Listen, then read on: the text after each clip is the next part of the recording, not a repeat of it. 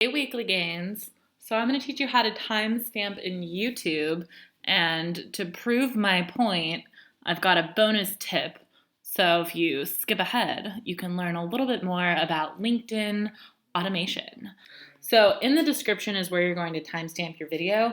So I'm going to timestamp it at, let's see, we've got 25 seconds is the first one. So 0.25 is LinkedIn automation use cases. 0.25, meet Alfred. I can type at 1:35. Then we have Dux-Soup at 5:24, and then we have get prospect at 6:41.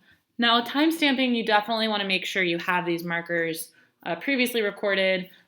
These actually might change when upon the final upload, because I now need to add this to the original video so I can teach you how to do this. And then you can skip ahead in the description to the different time markers to learn a little bit more about LinkedIn automation. So I'm just going to go ahead and save. So now when I go to YouTube,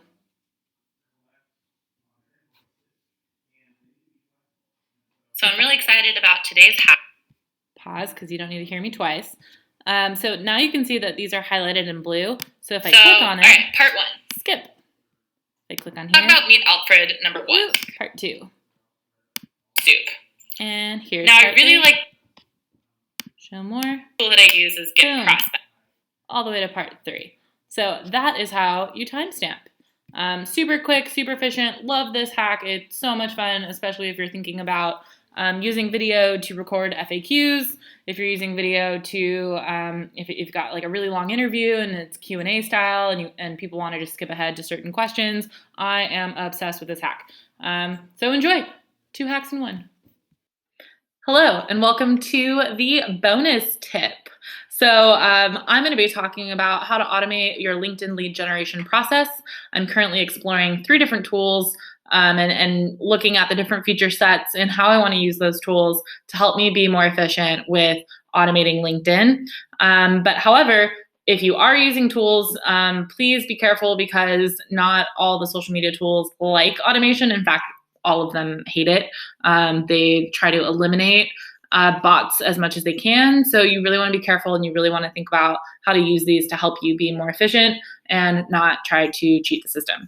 Because if you try to do that, you will get marked as spam, and you don't want to be marked as spam. So when it comes to LinkedIn lead generation, you want to consider, like, how does this relate to your sales funnel and the amount of touches that you need to generate in order to actually convert that lead. So when we start thinking about, like, what are the different touches and all the ways that you can start building that, I look through all the different combinations. So you've got view profile, connect and send message, send in-mail message. Of course, you can like and comment on their posts, but most tools won't allow you to track that. Sending them an email, when do you move it from LinkedIn to email? So we're all communicating in so many different ways. Our goal is to figure out how to get you to respond. And then once you respond, try to get you to schedule a meeting as quickly as possible. That's what we would call a conversion. So let's dive into my 3 favorite tools and what I'm currently exploring. Let's talk about Meet Alfred number 1. So Meet Alfred is a desktop-only app. So you have to download and install it on your desktop to be able to use the tool. But I really like it because they run it as like a CRM. It looks really nice and pretty, great dashboard. You can see what you're able to do, and I really like the user interface. A couple things to watch out for, though. So upon onboarding, they do up to 200 views a day. And when I first onboarded it, I didn't reset my limits, and LinkedIn got mad at me because I went from almost no activity or very little activity to all of a sudden tons of activity, and LinkedIn was like, whoa, whoa, whoa, what are you doing? So I had to log in, log out about like a billion different times and, tell LinkedIn robotically that I was not a bot by going through the different CAPTCHA type of stuff. So anyways, back to the tool. So here's why I like it. So if I go to connections, it auto fields in all of my connections. depending on what account that you pay for, you can get other information like email, phone number, assuming that it's on there. Oh, look, it's my dad. So you can get a lot of information, which is really great. You can export the information if you're moving it to a different tool to run a different type of sequence. So there's a lot of different things you can do with it. For campaigns, what I like about it, again, you can track all the things you're doing. You can tag different people. I can see like connect requested. So I've sent all of these different connection requests on here. And when I go to create a campaign, there's a lot of different ways I can start a campaign. So I can start it from a LinkedIn URL search, which is really nice.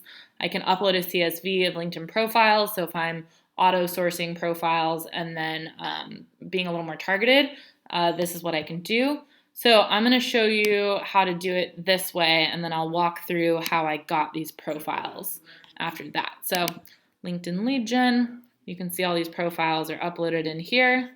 I can upload, and then I can create my different touches. So they do have a LinkedIn view touch. However, I've already viewed these people's profiles because I wanted to verify and source them first before starting my campaign. So I've already viewed them, so I don't need that as a touch. So I can move on to my second touch, which is connect and send message. Now, me personally, I like to space it out. So if I'm going to view someone's profile, I like to send a connection request probably day 2 because I want to view them, give them a chance to see like who's kind of been scoping out their profile, and then say like, okay, I want to send them a connection request.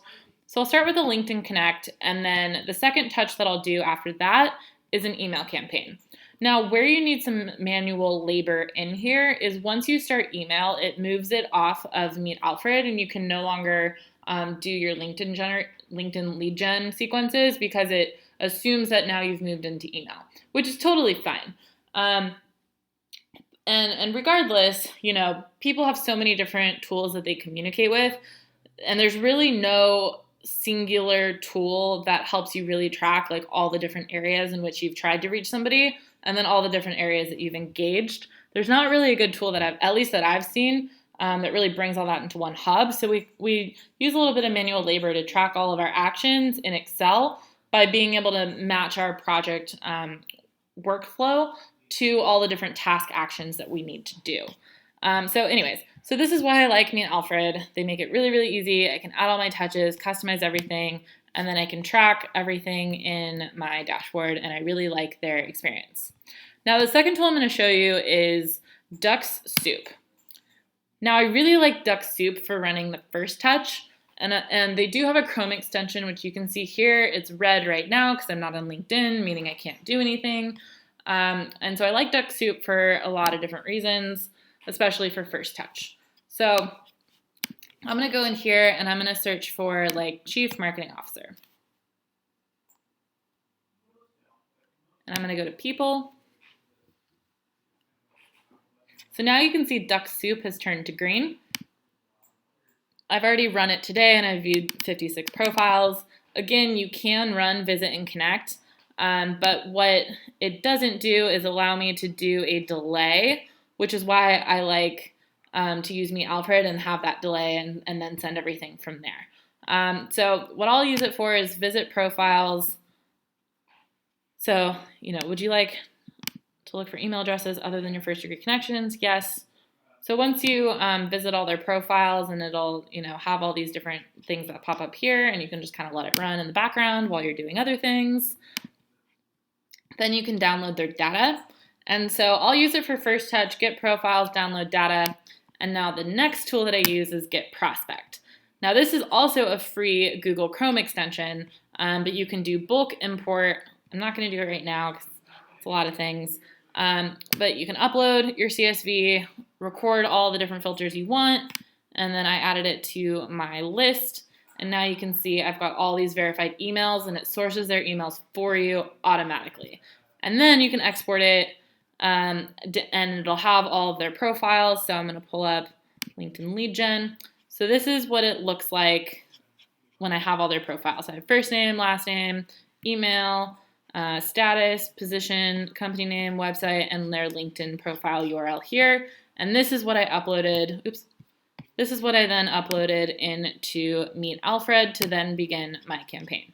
I could go a little bit deeper into other tools that I use that are for email sequencing, and things like that. But ultimately, guys, remember, best practices when it comes to automating anything is really make sure that you have the human controls and minimize the automation errors, because the platforms really don't like when people abuse the system. So if you're really looking at automation tools, really assess like where your bottlenecks are from a project management perspective or a project workflow perspective, and then look at how can you use these tools to be more efficient. So for example, for me, like I use these tools because we're a small team here. So, these tools allow us to do more without needing to hire somebody else. So it's really to help maximize your resources and what you're able to do. And you can already see it started to run again. So I'm going to send 15 invites today. Yay. So that's really it for LinkedIn automation. And back to the YouTube hack, I'm going to be timestamping all of this. So feel free to skip to the different sections. Thank you, guys.